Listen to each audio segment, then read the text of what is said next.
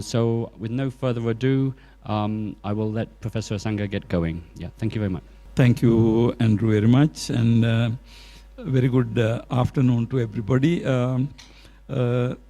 This is going to be basically a follow-up of the previous presentation by Andrew and also Venerable Dr. Pipo Cho, in which you get a general introduction to the Buddhist picture. In fact, in my discussion, lots of things I will be revisiting the same issues, but the main idea of my presentation is to get your attention to some of what I would like to call meta issues or kind of theoretical issues, little bit of a few philosophical issues associated with that. I think general knowledge-wise, a lot of things were clear in the previous discussion how Buddhism could contribute. But today, in this audience, particularly in this gathering, experts of IHL and also experts of Buddhist philosophy. So I don't consider this to be a ordinary, the after tea kind of discussion, because I see erudite learned monks. So I think if we are really engaging with IHL and also the modern conventions, we need to look at some of the issues a little bit deeper. So let me try to, see whether I can do that. So basically it is international humanitarian law and Buddhism. What is it? I did exactly as was advised. Is that right? Okay.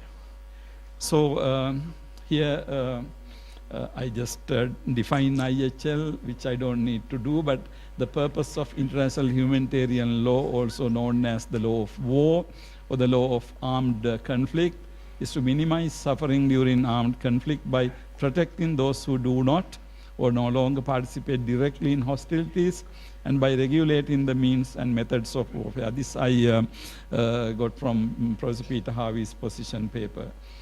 In Buddhism is the path taught by the Buddha to end suffering. Again, this definition of Buddhism I give because basically I'm not going to go into the historical aspect of Buddhism in this presentation. Of course, in the question and answer session we can go into it, but basically I'm looking at Buddhism as the path taught by the Buddha to end suffering. Now, we have a basic question. Can Buddhism join hands with IHL and work for minimizing suffering in war situations? Now, of course, from our previous presentation, we have been, of course, we accepted this. It is possible. But nevertheless, I would like to raise this question again. Now, the difficulty involved in giving an affirmative answer, saying yes to this question, is the following. The IHL position assumes the existence of war or armed conflict irrespective of the question whether it is justifiable or not. Now I think it is important to first to understand the IHL position. The very moment we are talking about minimizing suffering, of course this very language indicates that suffering is there. The war is there as a reality, and then we are trying to minimize it. Now my question is, from the Buddhist point of view, can we agree with that? On what ground can we agree with this? So, this is basically, you can say, somewhat a theoretical question, but still we need to discuss this issue. Can or does Buddhism accept the possibility of war? What is the Buddhist response to war? Now this comes again, this question, with the sometimes Buddhism is portrayed as completely pacifist, anti-war. There is no possibility of war within Buddhism. So, the Buddhist position is very succinctly, very concisely presented. So, there cannot be war in Buddhism. So if there is no acceptance for war in Buddhism, there is also cannot be a position of war in Buddhism. If at all, the position would be no war. But then the issue is, on the one hand, IHL is talking about minimizing suffering in war. And then we are talking about no war. And I think it is very clear to you these two positions can't go together, right? Because one position is absolute no war, the other position is minimizing. So minimizing suffering, you accept already that there can be suffering is possible, the job is to minimize it. So, this is one basic issue I would like to, for you to think. The historical practice of Buddhism in Buddhist lands shows that the Buddhist rulers were not hesitant to defend their countries and people even by going to war. Then, are these rulers not Buddhist? Should they have refrained from engaging in war at any cost? The answer to this question is linked to the general issue of possibility of using power or force as a means of solving problem. Now, if we take the war language away, now the whole issue is that according to Buddhism, can we use force? Can we use, physical or mental or force against somebody or some group? So the answer we are going to give to this question, can Buddhism use force? It's an important question. Basically, then in a war, sometimes we use the word violence or force. There is no doubt that force is being used. So, is it, approved in Buddhism? Within Buddhism, can we do this? Right? Again, if you go to this, what I would like to call ideal position, like absolutely no war in Buddhism, then of course, you have to say that no force either. You can't use it because, war is also a kind of using force. So this I would consider to be, the important theoretical question we have to consider in this regard. Now, the debate whether Buddhism allows war or using force or power is a result of not making a sufficient distinction between two modes of life and two modes of practice associated with those modes of life, namely the monastic life aiming exclusively at nirvana and the household life aiming at nirvana only as the final goal of a life lived in the samsara, enjoying divine and human happiness. Now, I would like to really make a distinction between these two modes of life. One is the monastic, anagarika, homeless, the life, and the other is agarika, or household, gihi life. So we have gihi or gahatta in Pali language, the household life, and also the anagarika life, where you don't own a house in the sense you are not a part of household life. Now, at the very beginning of discussion, I want to make another comment. Now, of course, around, say after 25 centuries, almost 26 centuries now, Buddhism, particularly the Sangha organization, has evolved to a great length. Now, today, of course, when we talk about even the Buddhist monastic tradition, we are not really referring to those monks who are retiring to forest and trying to meditate all the time, not doing anything else, just directly to attain nirvana. No, I think when I look at the Sangha gathered here, they get decent education, and then they get education in languages. They want to teach the Dhamma. They want to go to countries in the world and propagate Buddhism. So you can see that it is not that they have given up, anybody have given up nirvanic ideal, but simply that ideal is there, but at the same time, you are trying to live a life of compassion, right? So in that life of compassion, you are not 24 hours meditating or something. I mean, in the Tripitaka, in the Buddhist canon, we know that during the time of the Buddha, that was the usual mode of life. You take the Kammatthana, the meditation instruction from the Buddha, and then Buddha says, Aranyagatoa, Rukkhamulagatoa, Sunjagaragatoa, you meditate, and then you attain your ultimate, the goal. And then only if you, then only you go to the society. But so this was the ideal picture. But today, even when I'm referring to the monastic life, of course, it is, I would say, this ideal monastic life. Of course, it doesn't mean that there are no monks practicing this ideal monastic life. Even today, there are.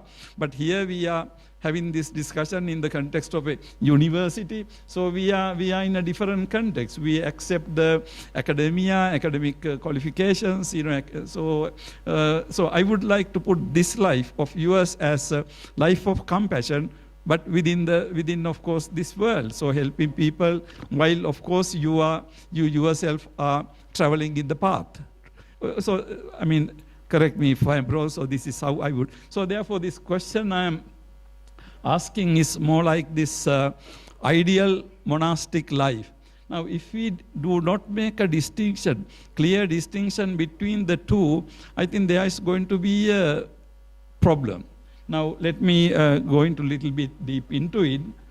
It is the second mode of life that a larger majority of the followers of the Buddha, householders, including rulers and members of their armies, were prepared to follow. Now, if you look at these householders and the monastic, you can see that monastics are relatively less in number. So, larger majority of the followers of the Buddha are really men and women in the household life. Now, there are some scholars who want to say that this Buddha's teaching to household life is not really very much internal part of Buddhism. Some people say. Of course, this is not a very new idea, it's a old idea. But I would like to point out to one particular point. I think everybody knows that in the very first couple of months of the Buddha's enlightenment, this young householder called Yasa and his 54 friends entered the Sasana. Now, if you look at Vinaya, if you read Vinaya, you see that in that story, of course, when Yasa and his friends entered the Sasana, Yasa's parents, if he had brothers and sisters, all those people, and also the parents and the family of those 54 friends, we are talking about a large group of people. The Vinaya says that all those lay people started following the Buddha. Now you see this, so the lay life is not something by the way. It has been there from the very beginning. So my claim is that to the lay people, Buddha had to have a path which they could follow. Now, on the one hand, it is the lay people, it is on the lay people you depend on for your existence. So they have to go and they have to work and they have to do all kinds of things, earn money and have families and all sorts of things. But at the same time, they have to strive also for their end of suffering. So how are you going to do that? What is the Buddhist path? Now, I think this particular distinction is something of high importance in understanding the Buddhist position correctly. The Buddhist monks and nuns were prohibited from, let alone engaging in war, even talking about kings and their wars. Now, if we take really seriously, Buddhist monks and nuns cannot even talk about war, let alone, do anything else. I think only war, if at all, monks and nuns can talk in the ideal situation is the war with the Mara. Right? So you defeat the Mara and then no any other war you can talk about. So even talking about kings, soldiers, generals, this kind of things are prohibited. Now there is an interesting story in the Vinaya. In the Vinaya, this is Parajika, defeat involving killing a human being. A monk who asked the executioner to kill a victim quickly so that his pain will be minimal was found guilty of violating defeat rule of killing a human being, one of the 4 highest violations. Now I think all the monks gathered here know what the Vinaya rule I am referring to. So when this case was taken to, so the monk happened to be walked by, and then executioner was maybe perhaps known to the monk. So he was just going to do his job. So the monk says, do it as quickly as possible so that this man gets minimum pain. And the incident was reported to the Buddha, and Buddha said, you are guilty of killing a human being. Now, this is a very serious thing. But on the one hand, we know that just asking to executioner to do the job as quickly as possible, you can argue that he is not guilty of parajika, because he didn't ask him to really kill, because he was anyway supposed to be killed. But then monk, what he did was ask him to do it as quick as possible. But in the Vinaya, I think it's a very subtle point. Maybe he used the wrong language. Maybe he just ordered or asked the executioner to kill him. Also for any reason, because this is not the time to do a psychological analysis of the motive behind him. But the case study that comes in the Vinaya clearly says that he was guilty of parajika. Now my point is this. Of course, my conclusion is not negative. Now, if we really go by this ruling, there is a question: even can a monk with upasampada can talk about minimizing suffering in war? Isn't it going to be a problem? Now, I ask you to think about it. But of course, my personal understanding is no, it will not involve. But of course, somebody can. But why I am saying this is really, this position has to be carefully looked at. And then we have to articulate it according to Buddhist philosophy carefully. Because the moment you say, okay, if according to this story, if a monk says that kill as less as possible, then of course you could be guilty. Because it's like, the kill as quick as possible. So according to IHL, a monk says kill as less as possible.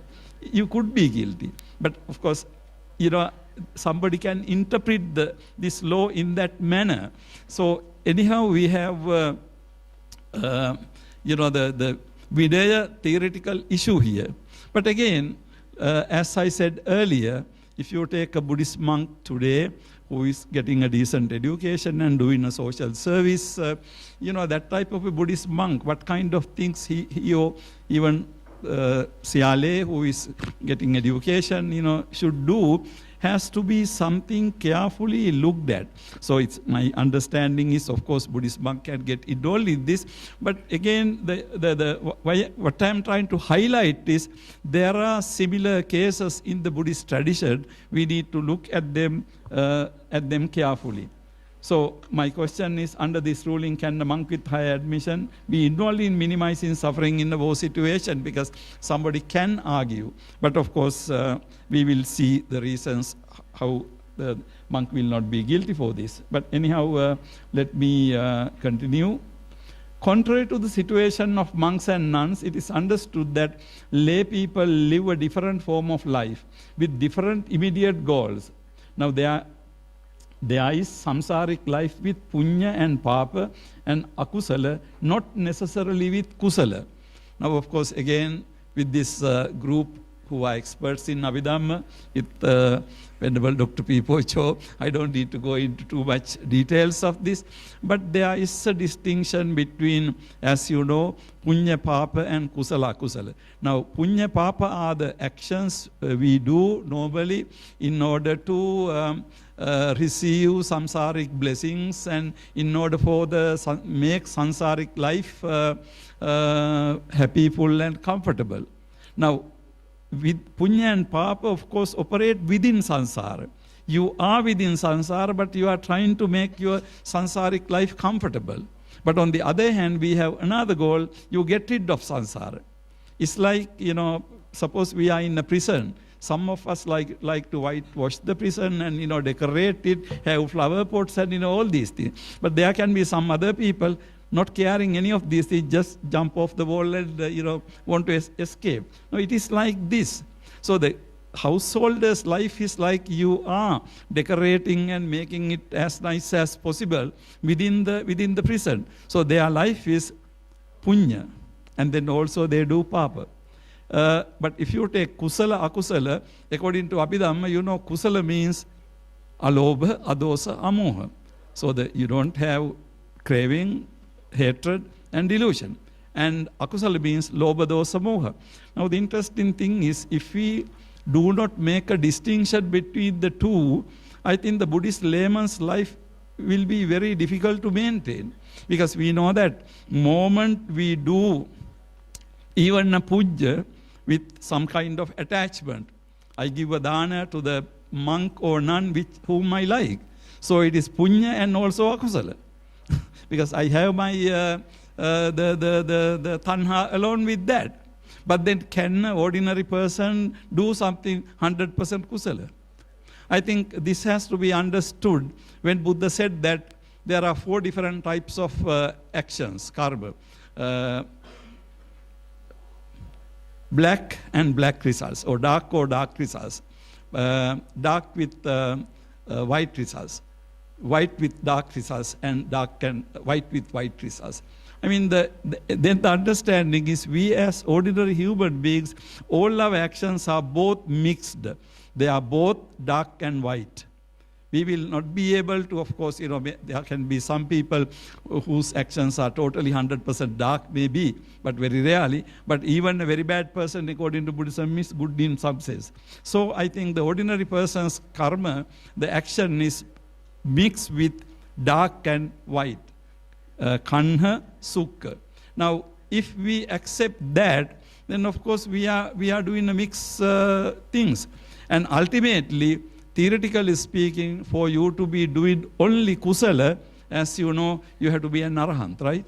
Because that is the moment our all lobha, dosa, moha are gone. Now I'm going over this area which are very familiar to you, but still I want to highlight the issue behind here. Because unless we make a distinction between this kusala, akusala and punya, papa, if we don't make this distinction sufficiently, I think there is going to be a serious issue here.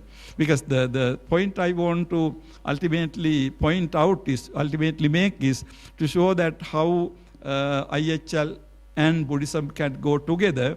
But in order to make this distinction, I think we need to make this analysis here. So basically, the samsaric life is punya and papa and also akusala, but not necessarily with kusala. Of course, there can be kusala moments in our life, but of course they are very brief moments. Then again, we fall into this usual category. Now, the Buddhist Jataka literature provides many examples of how Bodhisattva kings ruled righteously, but not totally abstaining from war. Earlier discussion also we looked at this Bodhisattva. Now, Ummaga Jatika, Mahausa the Pandita was referred to, and there are many other stories where Bodhisattva played this important role. So you can see that Bodhisattva was trying to dissuade from rulers from the war. But of course, when it came to war, then of course the Bodhisattva instructed how to do that. They engage in the war. So we need to, Bodhisattva kills this person. Okay, according to Paikaushali Sutra, Bodhisattva kills this person. And then the explanation is this. By killing this one person, of course, I don't necessarily agree with this calculus, but he saved 499 people by killing one person.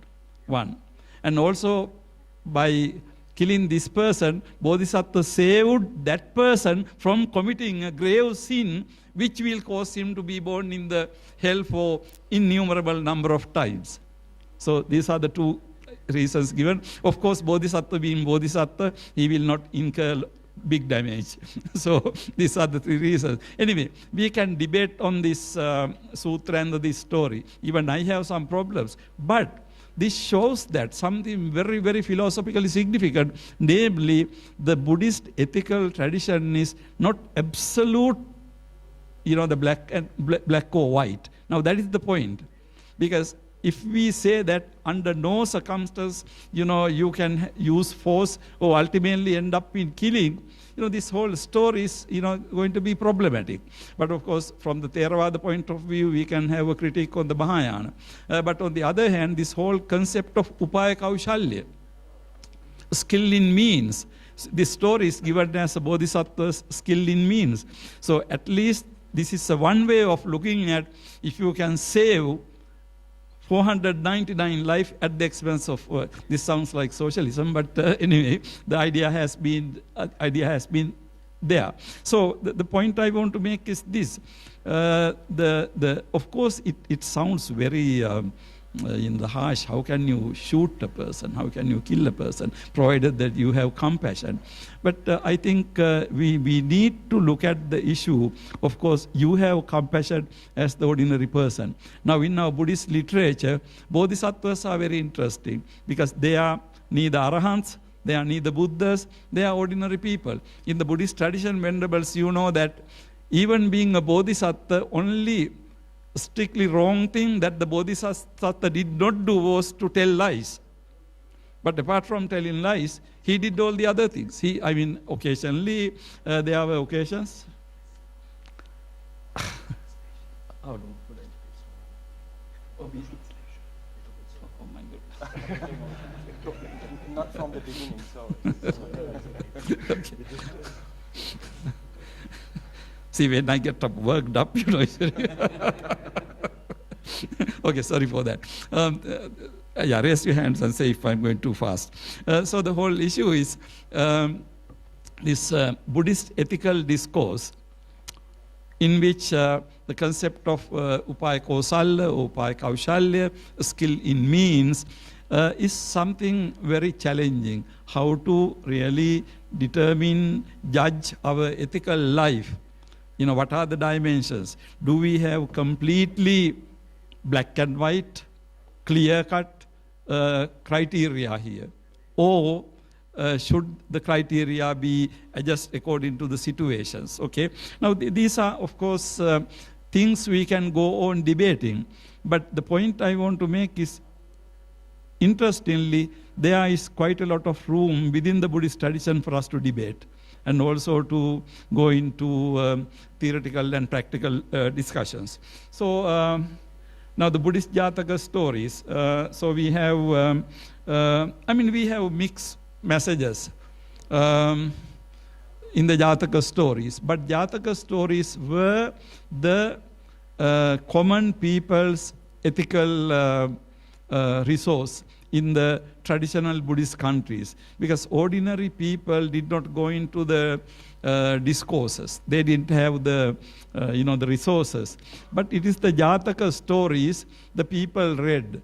Of course, in the context of Sri Lanka, we had the Jataka book. And today is a full moon poet day, so usually I remember when I was a very small child, my father used to observe precepts, and then in the evening they get together and recite, they read the Jataka story. So it is the Jataka stories that formed. But in the Jataka stories, who is the Bodhisattva? Bodhisattva is not this perfect person. He is not perfect.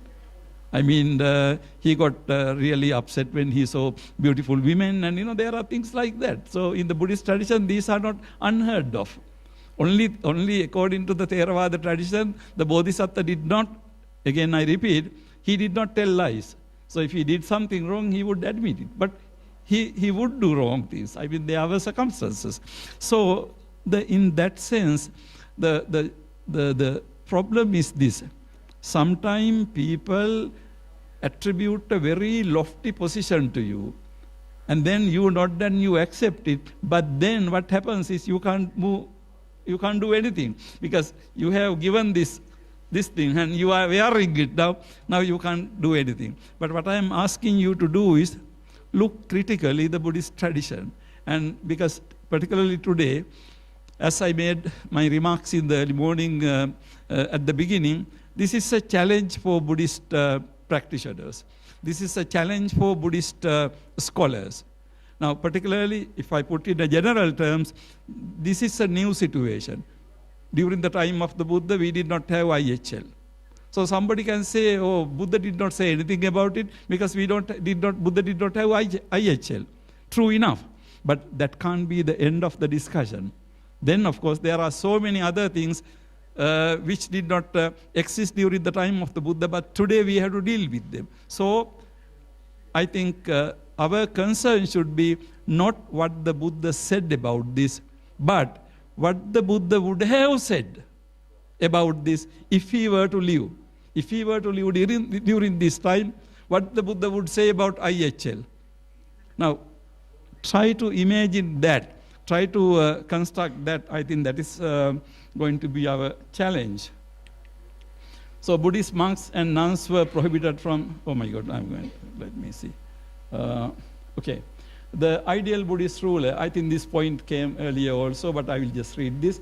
The ideal Buddhist ruler, the universal monarch who is righteous ruler, Dhammiko, Dhammaraja, has his 4 armies, horses, elephants, armed vehicles, and infantry. Although he would not use them, it is clear that this concept retains the idea of power as a requirement of statecraft. Now again, this is very interesting, venerables, because the universal monarch is the ideal Buddhist ruler. He is the righteous ruler. But this righteous ruler would not dismantle his army. He has this 4-fold army, he keeps it. But of course, it is, now in the today's language, this is like a deterrent. So you have the army, but you don't use it. But then why do you have the army if you don't use it? I mean, you spend a lot of money to maintain your army, but why do you have your army if you don't use it? So stories show that, you know, the universal monarch did not use the army, but the important thing is still he maintained the army. Now, other stories say that usually when someone becomes universal monarch, he would go visit from one country to the other with his forces. So, you know, all the rulers accept him very respectfully. Then universal monarch would say, okay, carry on as you used to carry on. It's fine, and he would go to the next one. But problem arises if anybody opposes it. So long as, you know, they allow the universal king to go through, it will not be a problem. But if it is stopped, we don't know what happened, but it is your imagination. When I think about it, I always feel, sometimes, you know, it comes to my mind. Sometime in the Sri Lankan newspapers, I read that Pacific Fleet of United States of America comes for a friendly visit to Colombo. I was always thinking, oh, fine, but suppose Colombo says no, then what will happen? So, anyway, these are realities of life. So, coming to the specific issue of use of power or force in Buddhism, I will give you this Majjhima Nikaya. I think you are familiar with Abhayaraja Kumara Sutta. And the Vinaya story of the 2 misbehaved monks, Assaji and Punabbasu, indicate that use of power with right intention was applicable. Now, actually, the Abhayaraja Kumara Sutta has interesting simile. This prince Buddha was discussing with the Buddha. He had this infant child on his lap. So at some point, the Abhayaraja asked from the Buddha whether he would use harsh language. Of course, it's about the language. Indicated that whether he would use something unpleasant. Then Buddha asked the counter question, Prince, what about if your child gets a fishbone stuck in his throat, what would you do? Would you just let it be, thinking that if you try to take it, it will hurt the child? Or, without thinking about the hurting, you will just take it out? Then the prince says, no, I don't care about the hurt. I will take the child because I love this child. Now Buddha says, Prince, it is the same with me. I do sometimes say unpleasant words, but I have to do that because I love these people. Now you see here, this is something very interesting. Of course, this is not about killing, it is true. But of course, you do something other people don't like. And then the next one is in the Vinaya. Of course, you are familiar. This Assaji and Punabbasu, they were rowdy group of monks, and you know they had to be controlled. And then Buddha asked the 2 chief disciples to go and do that. Then they, I think the Venerable Ananda, I'm not sure. Then anyway, said that they are rowdy, how can we go? Then Buddha says, take a crowd. Now, why do you have to take a crowd? Now, you have to kind of unpack these stories. The point I want to make is, again, the using power. The concept is there very much. Okay, sometimes this may hurt your sentiments about Buddhism, which you think that ideal, no, nothing, this is perfectly, the peace. But we have to deal with the ordinary people with lobha, dosa, moha in this world. So, how to deal with that has to be not in a very drastic manner, but you have to have some kind of gradual way to deal with that. So, these two incidents I see in the Buddhist tradition, I would consider to be opening for the possibilities of using force, but of course with right intention. It appears that in Buddhism there is not a fully spelled out system of ethics related to war as IHL does. But given that Buddhism accepts the reality of war, it may well concur with the conventions developed by IHL. Now, again, what I'm trying to tell you here is this. As I said earlier also, now there are so many situations today in the world which were not anticipated during the time of the Buddha. But then today, we need to think about them. If I may say something about autobiographical, when I was my first degree in a monastic university in Sri Lanka, I was supposed to write my degree essay. I chose a subject, how Buddhism deals with this kind of problems. So things like environmental pollution, abortion, and things like that. So almost all my professors, most of them are monastic senior monks, they asked, did the Buddha say anything about these things?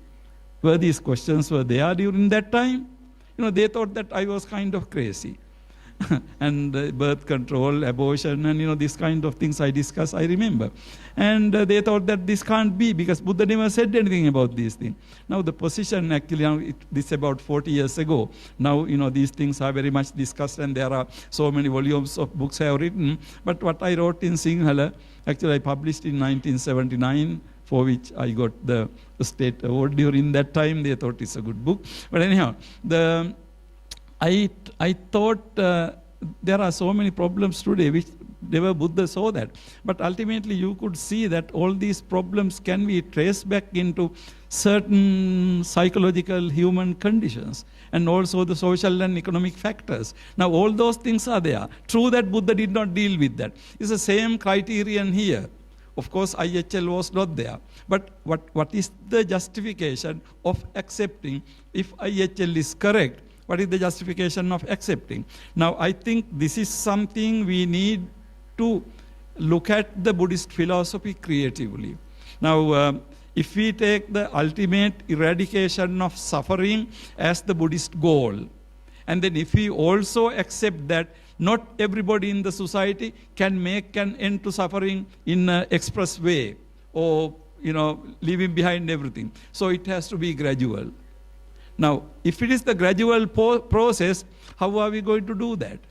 Now, gradual process means gradual. You have to live with these realities and gradually, ultimately, you try to create a society where people are not fighting wars.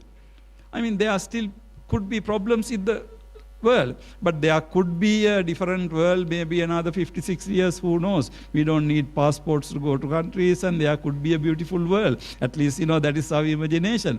There will be people not be, the fighting wars to the boundaries or something. It is possible. But Buddhism believes that it is possible, but it is possible only gradually, not in the very express manner or something. So I think before the Buddhist scholarship, Buddhist practitioners, we have this ever-growing challenge. Because problems are coming every day. New forms of problems are coming every day. But ultimately, you can provide the Buddhist answer to these things if we really study Buddhist philosophy, Buddhist psychology. We have a great psychological tradition, Abhidharma, analysis of mind. Based on these things, you can really provide an answer. But that answer has to be creatively developed. It doesn't come automatically. So here I'm going to refer to 2 criteria. Now, according to the criterion of great indicators, any statement that agrees with the Dhamma and the Vinaya may be accepted irrespective of its source. Now, this, as you know, this comes in the Mahaparinibbana Sutta, which records the last days of the Buddha.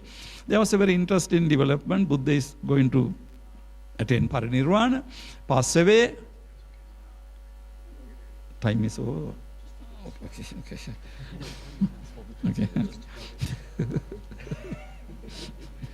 Nobody has said this to me before. Okay, Buddha was in the process of attaining parinirvana. He's passing away. And then there was a question, after the parinirvana, suppose somebody comes and say, okay, I heard this from the Buddha. What are you going to do? Now, if the Buddha was living, you can go and ask and verify it. But Buddha is no more, how are you going to accept? Then Buddha gave a very interesting answer, and it's a philosophical answer. Buddha said that when somebody says something like this, don't accept it, don't reject it. Study it very carefully, and you compare it with the Vinaya, discipline, you compare it with the Dhamma, Sutta, discourses. Those are the 2 things. So you compare it with Dhamma, the doctrine, philosophy, and practice. And if it agrees with the philosophy and the practice, you accept it. Otherwise, you reject it. So, but if you look at this criterion, it's very interesting, because usually the words of a religion are considered to be revelations. I mean, you can't be hanky-panky with that. I mean, okay, it is there, nothing else. But here you see something very interesting. What the Buddha indicates is an idea, the source is not very important. Idea can come from any source. Somebody can come and really say that I heard from the Buddha, but it could be his own creation. But what the Buddha said is, compare it with the Dhamma, compare it with the Vinaya. If it goes along with those things, then accept it, no problem. So, which shows that it is what is important is not the source really. Importance is whether it agrees with the basic teachings of the Buddha. So, I think this is a very powerful thing. Ultimately, the theory behind, or the philosophy behind this coherence theory, when we talk about the truth, we are talking about the truth is what coheres. But, this coherence theory of truth in philosophy is very interesting, because coherence theory doesn't say whether something is true or false. What it says is, it coheres with the complete system. So, whether it is true or false, you can really examine separately. But whether it coheres with the complete system of Buddhism, you can really check. So that was the criterion given by the Buddha. And there is also one more statement. Another similar criterion adopted in Buddhism is that everything well said is the word of the Buddha. Sabbang subhasitam tassa bhagavato vachanang eva. I think this comes, I'm sorry I did not put, I think it comes in the Anguttara Nikaya, but has to be understood in the context. So that, again, the idea is that concept of well said, something well said. If something is well said, it is the word of the Buddha. I mean, it could be understood that everything said by the Buddha is well said, or everything well said is the word of the Buddha. I would rather interpret this as the everything well said is the word of the Buddha, in the sense, if you find anything well said by any person, any book, any religion even, you can accept it as the well said, something said by the Buddha. So it's a very generous criterion. I mean, next question is, what does it mean to say something to be well said? Of course, we can say that if anything is conducive to eradication of suffering, human suffering, that is well said. Because ultimate aim of Buddhism is eradication of human suffering. So if anything goes along with the idea of eradication of human suffering, then you accept it as well said. So when you put these 2 criteria together, what I'm trying to tell you is, look at IHL, the system, and look at what it says, how to minimize suffering. Now, if it meets these criteria, you can accept it as, okay, it is said by the Buddha, or it goes along with what the Buddha said. So, but it has to be examined. It's not like, comes automatically. Again, this is an area where we need to exercise our own logicality, consistency, Dhamma knowledge, and, all these things. But the important point is, within the Buddhist tradition, there is no, in principle, objection for someone to accept anything new. That's no problem at all. You can accept anything new, provided that it meets this kind of criteria. So IHL conventions may be accepted on the ground that may be, okay. And here I am trying to condense quite a lot of things, but I think Andrew and the people Cho went into these things. But what just basically, Buddhism has not developed, as IHL has done, the specific conventions regarding the following in war: care for the wounded, the sick, the protectorless, the distressed, the displaced, the prisoners of war, and the surrendered enemy soldiers, and protection of property, environment, animals, women, children, and so on. Now, while accepting IHL conventions, each of these matters may be supported with reference to the fundamental ethical principles of Buddhism, such as 5 moral principles, Panchasila, 4 sublime states, Metta, Karuna, Mudita, Upeksha, 10 royal virtues, good and bad, Punya, Papa, Kusala, Kusala, and so on. Of course, I don't think I need to go into details of these things. We can see that on the one hand, theoretically, we can say that anything that goes along with the basic philosophy of the Buddha can be accepted. So, that is but apart from that, when you look at, say, for example, Panchasila, you must not steal, you must not kill, these things, and Metta, Karuna, Mudita, Upeksha, the compassion we just discussed. So when all these things put together, how to forge a sensible, just, good life according to these principles in a world which is governed by Lobha, Dosa, Moha. I think that should be the challenge, because the reality of the world is Lobha, Dosa, Moha. Now, if you ask people to get rid of Lobha, Dosa, Moha, then you are making Buddhism completely impractical and unnecessary, and you are pushing Buddhism into some corner which is a relic of the past. No, actually, Buddhism is the lived reality. People are trying to, whole philosophy always has been minimized. I remember reading something about Sri Lankan culture. Now in our culture, the fishing is not really encouraged. So as a result, in that some point of the history, good number of fishing people in the Sinhala community converted to Christianity. Even today, they are, the good Christian community Sri Lanka there. But then interestingly now, it doesn't mean that Buddhists are not fishing. They do, but I read in one of the articles, now it so happens now this man in a village goes for fishing every day to the sea. Now this one house lady, she was, the stressed with problem of rats. So what she did was, she got hold of all these rats and put in a bag and asked this man to take it when he goes fishing into the sea and drop them into the sea. And the man's reaction was, no ma'am, I can't do that. So he refused to do it. The point is this. Of course, on the other hand, he is going to fishing. He's killing as many fish as he can. But on the other hand, he was not ready to kill the rats. So, these are some of the suggestive stories how, though imperfectly, how people in the Buddhist tradition try to be faithful to their tradition. You can say this is rubbish. If you can kill millions of fish, what the heck with the rats? But no, that's not the point. He is fishing because he wants to live. No livelihood. Maybe that's the reason. But he doesn't want to kill rats. So, those are the interesting ways how the lived Buddhist traditions try to incorporate these things. But very often, you can see that when you come to any religion, this happens, like with a lot of euphoria and, that type of thing, then you look at religion in a somewhat different manner. I see this happening particularly in the Western tradition. You have a time for practicing Buddhism. Okay, 5 to 6 every day I practice Buddhism. Or 7 to 8 in the morning I practice Buddhism. But apart from this 1 hour, of course, the rest of life is, regular life. Practicing time is 1 hour. But I am talking about a society where this practicing Buddhism is a nonsense, where people 24 hours try to whatever manner they can.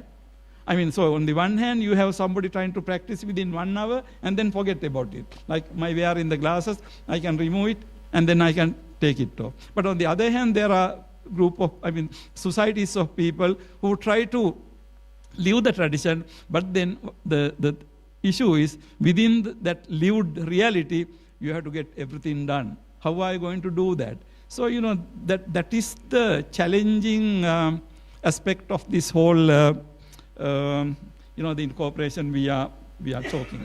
Okay, so I am not going to go into the details of these things, but of course, you all can develop on these lines and see how we can look at IHL from Buddhist point of view. Okay, let me summarize. The conclusion may be summarized in the following manner. The monastic position of total dissociation from war cannot be taken as the Buddhist position of war. 2, lay life in Buddhism, one mixed with punya and papa, cannot be totally free from desire, hatred, and delusion. Okay, so we live with these roots of unskillfulness. So the issue is that how a person living with the roots of unskillfulness save himself. In a totally different context, in philosophy of science, I remember Rudolf Carnap, early German philosopher, gives some very interesting simile. He says at some point on philosophy of science, of course, nothing to do with religion. He says, at some point, imagine you to be a sailor sailing in the high sea, but you have to repair your boat. How are you going to repair your boat? Completely dismantle the boat and repair it? You can't do that, right? So what you do is you take plank by plank and you repair it. So finally, whole thing is repaired, but what you have done is not really total dismantling of your boat.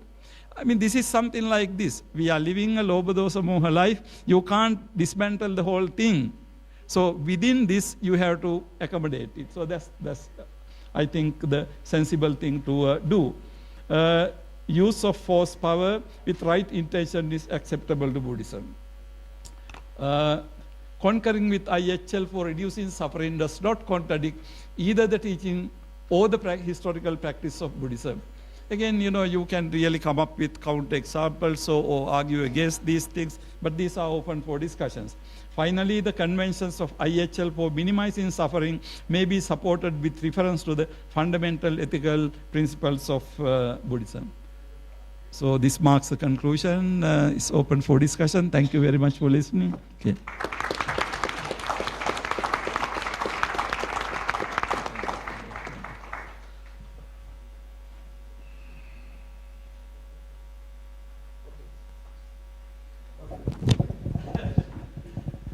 So we have some questions, I think, and the first question.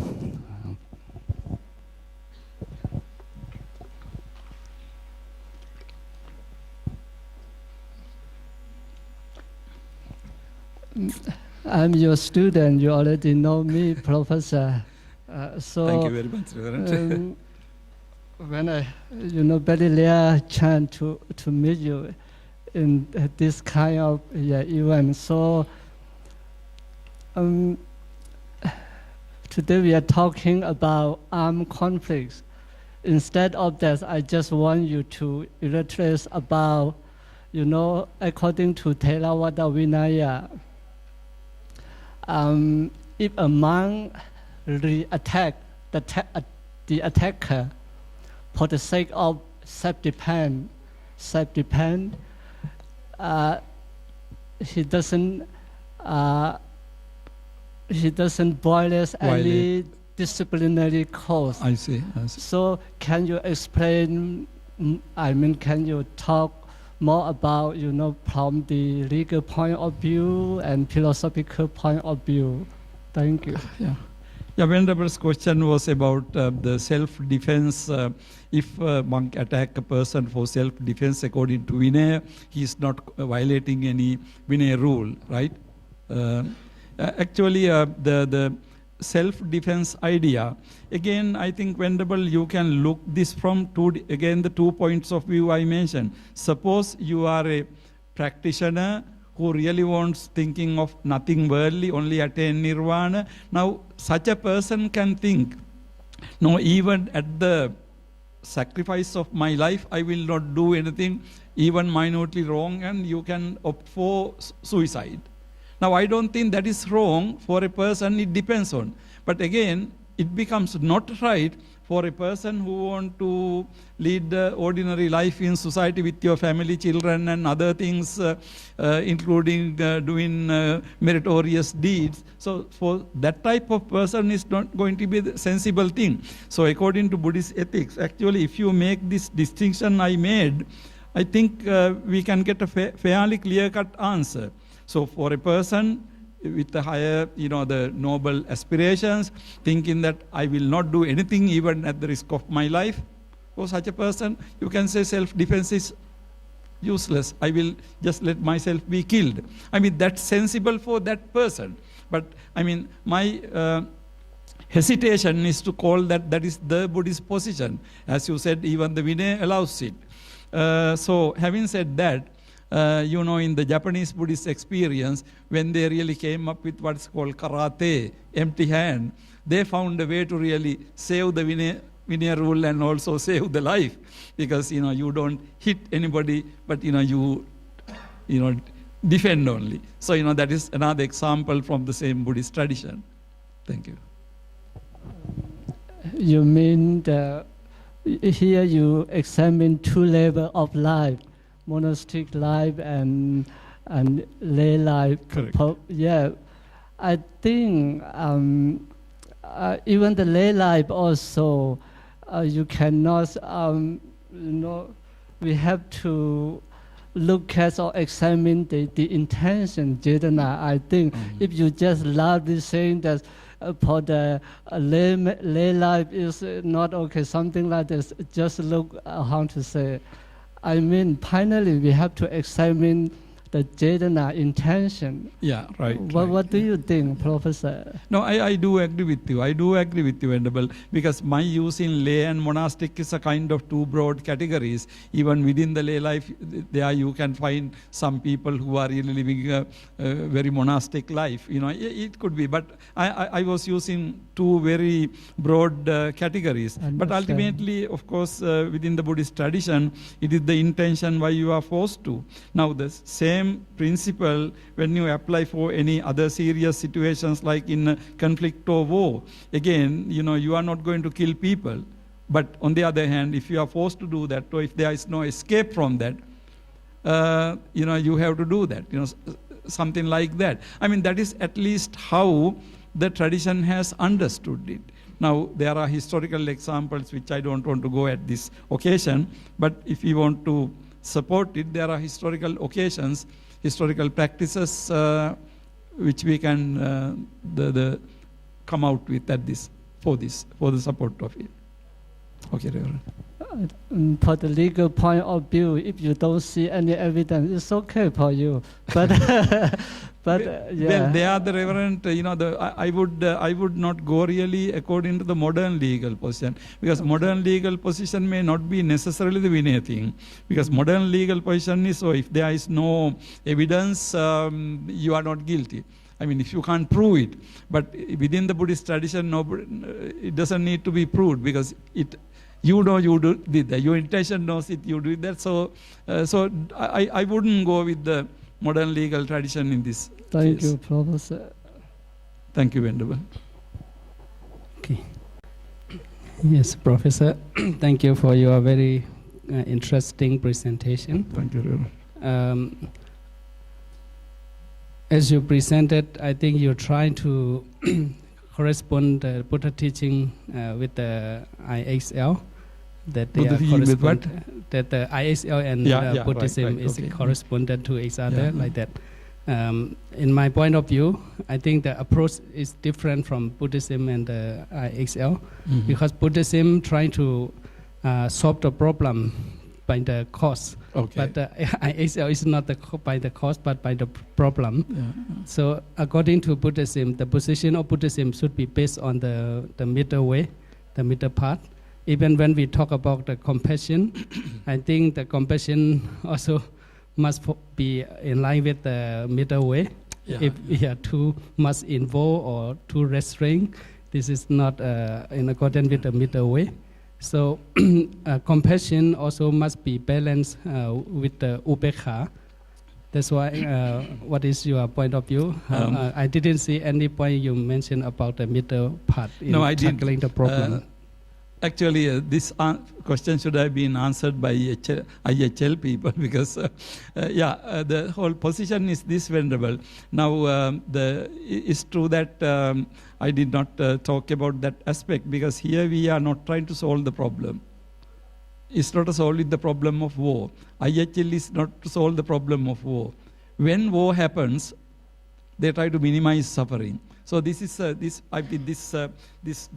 dimension, this limit we need to. Of course, according to Buddhist philosophy, ultimately we are not trying to only minimize. Of course, we go further. But in this particular context, because we are dealing with IHL, I mean, they will not say whether this was right or wrong or anything like that. They will really be the third party, impartial, who trying to make sure that certain the culture, civilization, rules of culture and civilization and humanity are observed so that damage is minimum. Now that is kind of intermediate thing. But if you want to go into the to make it non-existent, then of course, Venerable, I don't have any disagreement with you. We should go into the course and, that sort of thing. Yeah. Andrew, you want to say something? Or? I don't really want to say anything other than that upekkha, the importance of this also in the context of conflict came out repeatedly in many of the papers that have been presented. So there's something in that. I'm not qualified, of course, to say, but its importance has been realized. I just want to add one comment in that during the presentation when we were mentioning about compassion, we mentioned this idea of impartiality. And of course, the upekkha in the sense that, not in the sense of what in generic upekkha. So when we say in Myanmar, upekkha pyude, that means we kind of ignore someone because we don't like that someone. But upekkha in the sense of having a balance between karuna and mudita. So when we have karuna, so when we have compassion because of the pain, we also acknowledge that, but we are not shaken by that. And when we also have mudita as well, we also acknowledge that and appreciate that. But at the same time, we're not actually swayed by, the joyous moments and things like that, to the extent that it's overwhelm us. So it's in that sense, what we are talking about is a middle way. Of course, this is kind of theoretical and philosophical, but I think it's within the concept, that it's embedded within the concept. Okay. Thank you. Thank you so much for your wonderful lectures. I'm one of your students. To reduce the conflicts, there are two main possible things: to abolish difference and groups, and number two is to prevent selling and buying dangerous weapons. My question is for number one. Last decade, as you know, in your countries, several happened between army and Tamil rebels. So if our countries to organize only one army group. The situations can be changed into positive ways. In that case, can you suggest Banibakare would pay Simbo, Nilan Adigajare, Nilan Nagushira, Paramazo Nilangaro, Maduguayare, Wabo, Lanagan for zero, Chadembo, Number 2 Garo, Andrea Jimare, Lenadi, Jauna, where are you? Dami Pogo, Digajara, Nachabono. Major number 1 about the major now. Finalize so, yeah. Siaya Nangamavana, bigger Yazuni Doma, you don't say Tibagarevna. Demi Taujane, Azuya, that of Tibagareb, Domasena. Azuya Daga did the meet the Bongo, a bit than Nenin and Edwajamana. Yichayiri, completely your Boagarevna. Agree, Uzino Nangama, Alu. But you go Yare Lenagan Positive, no? Chadinam is Soliam, Kaune Alalari Silana never, I guess I'm about the bureau. CIA, merely go Biosic. Venerable, thank you very much for the question, but that puts the question into very much into the concrete situations. In fact, actually, I would not mind discussing your question, but if you want to go into the dynamics of things, what is happening at the moment, I think at this juncture of this discussion, it is not a very wise thing to do, because then we have to really, whether it is what is happening in Myanmar or whether it what happened in Sri Lanka, there are all these historical and a lot of dimensions to the question. So giving a very brief answer would not really do. But I mean, having said that, of course, what happened in Sri Lanka is within one context and within a small geographical area. With there are so many factors to be considered. But if we at all go to a absolute position like, okay, annihilation is the only answer, annihilation is the only way to do that, Venerable, I would not approve of that. I would not go to that position, because there can be so many ways of resolving the conflicts. Okay, Sri Lanka had it in one way. Of course, for the moment, it appeared to be successful. But on the other hand, there were so many things tried. So my position is, of course, I'm sure Andrew and others are capable of saying things, more sensible things about this. But my position is, we should not go into a one recipe of this, because each recipe is depending on historical and cultural, many factors. So in that sense, what happened in Sri Lanka would not be exactly applicable in other places. Even in what happened in Sri Lanka, end result, the termination of hostilities and war is a good thing. But how it's achieved, whether it is the only way to achieve, whether there are any other ways to achieve, these are some of the broader questions venerable to be asked. So forgive me for not giving yes and no answer to your question. But these questions don't have yes and no answers anyway. Thank you. Today, all factors and things are mentioned in you all presentation and speaks are very good. Thank you. A good example to follow this. But I'd like to know, how can we solve for them? I mean, for them, those who are happening in both sides, M groups or during M complex. So, what is the main message for them to give a good example? Because now we are discussing and questioning. We are making a question and giving an answer. Mm-hmm. It's okay here. But actually, in a particular, at the present day or present time, there are so many M groups and complex here and there. Mm-hmm. So how can we give a good example or message to follow them? Mm-hmm. Please explain. Mm-hmm. Thank you, Venerable. Now, again, I think you will have to comment on this. In fact, now again looking at the IHL position, as I am repeating, this is something in between, trying to get people to be civilized and cultured and humane within this. But that process could bring sanity into these groups. But of course, IHL doesn't seem to be viewing this as their mandate, because there are other organizations. We discuss UNO and like international organizations, and also if you take any country situations like local organizations, religious organizations, and the doctrines, and there are so many resources we have got in our society. So I mean, I wouldn't expect everything to happen through IHL, but if IHL is happening, then we make sure that to a certain extent these hostilities are taking place within certain parameters, within certain larger principles.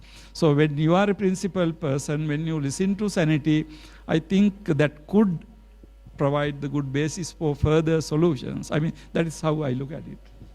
No, thank you, Professor. I'll add something on this. I think it's true that we have to go beyond just the legal approach, the IHL approach, and that's part of the reason why we're here today, to look at the legal approach, to reinforce it, but also to see how we can enrich it. The ICRC has recently done a study called Roots of Restraint, and you can search for it on the internet, or it's on the ICRC website. It's quite interesting, and basically what it says is, up until now, the ICRC has generally opted what's called an integration approach with promoting IHL, which has been basically to focus on the law, what the law says, and getting this integrated into, whether it's national legislation or the code of conduct of militaries and non-state armed groups. Yeah, so there's a hierarchy, a strict hierarchy, and the law is integrated into that. But this latest study has basically confirmed what we've known in ICRC for a while, that this is not enough, because this is just a legal approach. We actually have to look at this from a moral dimension as well. It's not just about following orders according to IHL. According to IHL, you have individual responsibility not to commit war crimes. So this integration approach has its limits. It also has its limits because, as was mentioned earlier, many armed groups do not have a hierarchy. They're very amorphous. They're very fractured. Yeah, there's no real hierarchy. And they're embedded in communities. And they may not know about IHL, yeah? But what they do know about is their own doctrine. So we try to understand that. And they may be adherents of a religion or a philosophy, or they may be part of a culture which has values which they value, which are part of their identity. Throughout the ages, warriors, fighters, there's been the concept of honor. You fight for your country, you fight for honor, you fight with honor, respecting civilians, using restraint, chivalry. All these are concepts that are very familiar to military people. And so increasingly, we're trying to appeal to this identity, if there's a Hindu military or a Christian military, what do they value, and how can that reinforce?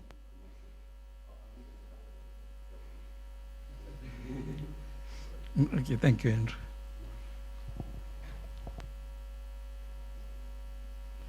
I think that's it. Any other questions?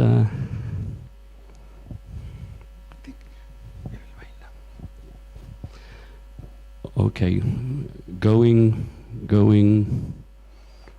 gone.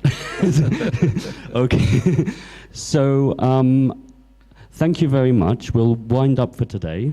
I will let Dr. P say a few words as well.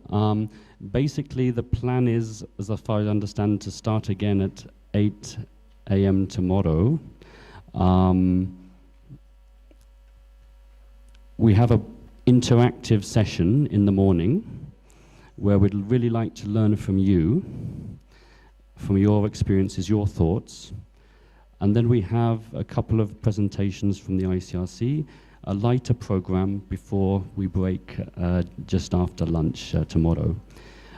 So thank you so much for your for bearing with us today after 5 days of workshops.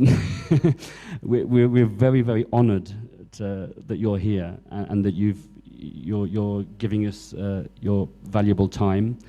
And we look forward to seeing you at 8 a.m. sharp tomorrow morning. Thank you very much.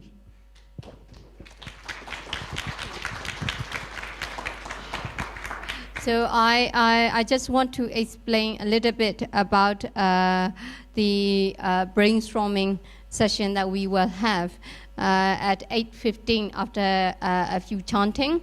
So this is where the chance for everyone to learn about the kind of the role of monks and nuns and the Sangha, as well as Buddhist communities in the armed conflict areas, and we would actually appreciate your input. So what we will do is we will start with a brainstorming session, and then we will come into group activities so that there will be interactive discussion in small groups, and then we will then report back to the whole audience. So that is our plan. So I won't take up your time now, so thank you very much for participating and discussion. I will let Stefan say. Thank you. It was just in relation with the discussions tomorrow, just before saying thank you, of course. It's a little bit selfish, but in the discussions tomorrow, I would be really personally interested. Maybe it will come out, maybe not so much or not exclusively by the legal and philosophical or ethical questions the way we have presented them today. I think it was already very rich and we can push it tomorrow one step further. But I was also interested by the practice and by the personal experience of the people who are present in this room in face of war. I'm just giving an example. I am very, very new in Myanmar. I've been here for 1 year and 5 months. But in all the states where I've been, every time I visited people who were victims of the conflict, displaced people, people in the communities, people in the hospital, there was almost every time a monk or a nun around them, or sheltering them in a monastery, or helping them to do something. And I found all those interactions extremely interesting for me to try to understand how do all those people from the Buddhist confession are acting in their day-to-day life. And I think that when they do that, they do not necessarily ask themselves so many questions. They do things in line with their own faith and their own practice. And this is maybe a little bit what I would be curious tomorrow to hear, just to learn more. It is, what is the right attitude in front of so much suffering and so much violence? Is there anything that can come out of those discussions?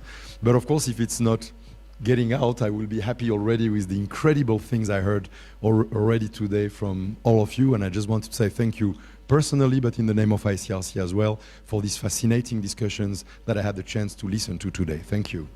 Thank you, thank you.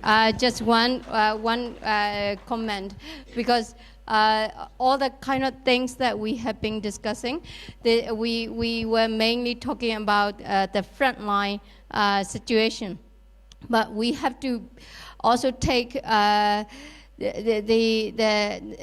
during armed conflict, what are the effects or impact on the community?